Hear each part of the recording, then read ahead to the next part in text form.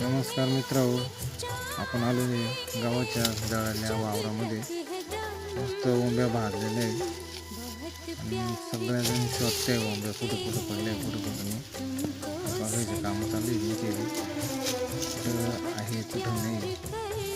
तेव्हा बघा आपण ही ओंब्या बघितल्या कशा भाजलेल्या आहे. एक नंबर भाजलेल्या आहे ओंब्या. हा आहे ना, हा एक खुराक आहे बकरांसाठी. एक नंबर खुराक. या खुराकाने पाणी जनावरं जास्त पितात. पाणी जास्त पिल्यामुळे ना त्यांची बचत पण होते आणि त्यांचं याच्यात खाण्याच्या याच्यामध्ये ना एक जीवनसत्व म्हणतात ना ते भेटतं याच्यामध्ये. आपण जास्तीत जास्त त्यांना गहू चार देणे, रानात जाणार सगळ्यांना गहू चार देणे जास्त. आपण घरचे गहू, घरी असलेले गहू आणि रानामध्ये जळलेल्या वावरामध्ये येसून खातात ते. बघा आपण दर्ग हे खाऊन घे कसं आहे. आणि रानामधल्या गहू बी चांगलंच राहतं. गहू चारलाच पाहिजे रानामधल्या बी. असं काही नाही, गव्हाच्या वावरात गेलं म्हणजे ते गहू खाणारच. तर मित्रांनो, छोटीशी माहिती म्हणून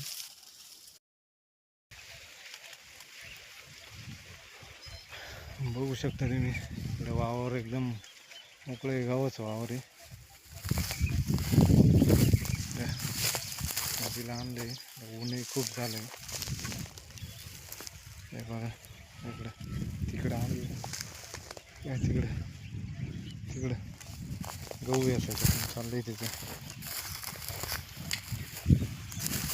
सावलीत आणले, बघू शकतो का.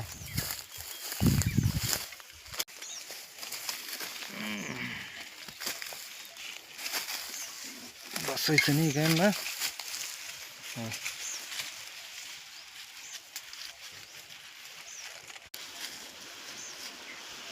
कोण उभं राहिले, कोण बसले.